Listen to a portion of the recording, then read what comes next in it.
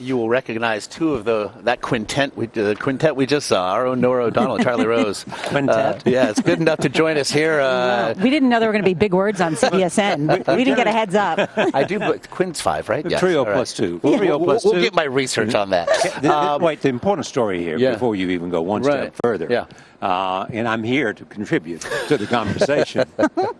This lady got up from our set and walked over to, Paul Manafort was leaving the GMA set and basically stood in his way until he walked over wanting to say hello to her and said to him, come over here, we'd like to talk to you.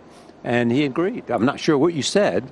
And that's between us, Charlie. An ardent suggestion, to be sure. But once you did wrangle him, and well done. But it is a question that any person in this convention hall would have responded to the same way. Well, he is certainly somebody that everybody does want to talk to about for a number of things. We will begin, though, with what he said just there, the idea that this is now Donald Trump's party. And a movement. And a movement. Although the resignation, I know I had Dan Senor with me, I know you did as well. He used that word, the resignation in the party. A half-filled convention hall in primetime would suggest perhaps if it is Donald Trump's party, it is certainly not... It is not a party we've come to expect from conventions past. Well, Norah will tell you that had a serious and interesting conversation about what the challenge is for Donald Trump. One is organization. Two is to outreach. He has to believe that he has an economic argument. There is discontent. And how does he reach out and make that argument to African Americans, to Latinos, and to others? The civil rights movement, at the end of the day, needed legislation, though, in order to enact what was the changes that were needed and desired. And produced in the streets by the movement. And produced in the streets. So you need a legislative remedy in some ways. You need the power of government. You have to be able to exercise the levers of government in order to make that change. And that has been one of the questions that Republican Party officials have said, can Donald Trump do that? The party still has power. Can you use that power, and can you do that? Number one, first to get elected. No Republican has been elected President of the United States without winning Ohio, this state. The governor of this state, one of the most popular Republicans in this state, is not speaking here today, was not asked to speak today. Is not coming. And is not coming. Will he help turn out those people on the ground to help elect Donald Trump? I think that's a real question. I really do. I mean, I've covered enough House campaigns, Senate campaigns, and presidential campaigns. You need people to bring other people to the polls and get them excited on Election Day. We're all really busy. And by the way, it's not just Election Day. In many of the states in this country, you have early voting. And that means getting absentee ballots to people. So presidential politics is about passion. It is about movement. But as Barack Obama showed, it's about organization. But it's also about this using a 4-day convention here to craft that narrative and to tell that story, to convince undecideds, perhaps that they should look this candidate's way. But it's not just undecideds. It's to try to convince likely Republican voters. He does not have those percentages.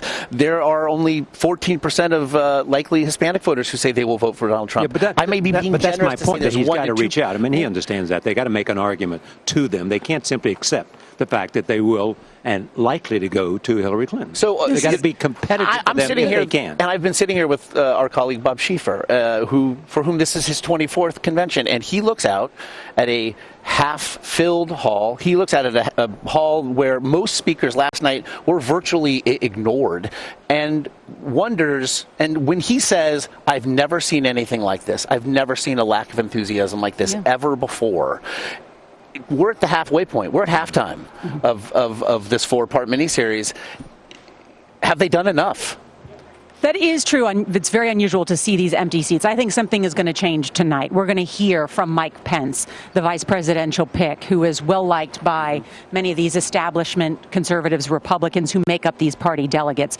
We're going to hear what we're told is a very emotional speech from Eric Trump, the other older son of Donald Trump, where he talks more personally about his father. I'm told it's something that may bring tears to the eyes of some of the people in this crowd tonight. And then, of course, the stem winder tomorrow tomorrow night by Donald Trump, introduced by Ivanka Trump. And in the end, that's what matters most all at this convention. Most conventions will build, and this is building to Donald Trump because Donald Trump has made this a personal campaign. So he has doubled whatever the significance is of the speech because so many questions have been raised about where the party is and all that. He has to answer those questions and more as he speaks to America. But your question about the empty seats, I think, is an important one because we know he has the base, right? We know he turned out more Republican voters in the primary season than any other candidate. He's made that point. A general election is about enlarging the party. Mitt Romney got a larger percentage of the white vote than Ronald Reagan. Okay, he energized the base. Everybody thinks Mitt Romney didn't do well. Mitt Romney did really, really well among Republicans. What he didn't do well among is the fastest growing demographic group in this country, Hispanics. He didn't do well among African Americans. It was the largest gender gap in presidential politics, women. So those are still key questions. Can you reach out to women? Can you reach out to Hispanics? Can you gain a smaller, increase your percentage among Black Americans? The primetime lineup of the 71 primetime speakers, only 7 are Black, only 3 are Latino. Women only make up a third of those speaking slots. And the question is, where is Donald Trump's head? I mean, he fervently believes that it was he got himself here almost in a different way and almost by himself. And see, I guess and we hear this, and nobody's questioning that, but everybody is questioning the missed opportunities with regard to Melania Trump's speech. Right.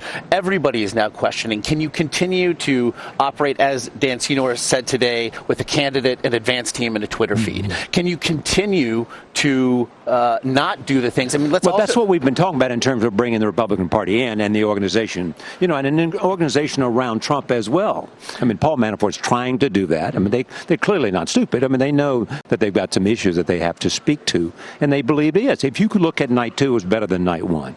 Night 2 was better. I mean, how many people were in the hall is one issue, but it was better in terms of. Joni Ernst spoke at what time on Monday night? 11:17. Okay. Is it a rising star of the GOP party, exactly. a woman with legitimate aspirations to higher office, and it's but that didn't happen speech last happens night. in an empty hall. Did it happen? There's also now the question of the real politic of this 4-day event, the fundraising, and the impact that has had. Reports suggest that rather than use this to get the jump start to catch up to a Clinton campaign, which is far ahead, raising money that will be needed. Not only raising money, spending money. Spending money. Those efforts have thus far lagged, and in part because perhaps donors with a pen poised over a checkbook are watching this and thinking, I don't know. I spoke yesterday with one of the Republican Party's most prolific fundraisers, who has been at the top of past presidential campaigns and Senate campaigns. And this fundraiser said to me, I couldn't ply my clients with enough drinks the other night to make this bearable. That's a problem. That's a huge... It's a problem for the party. It's a problem for the candidate. Now, at the same time, Donald Trump says, I'm not going to need that money. And guess what? Hillary Clinton has spent how much money on ads? $49 million on ads.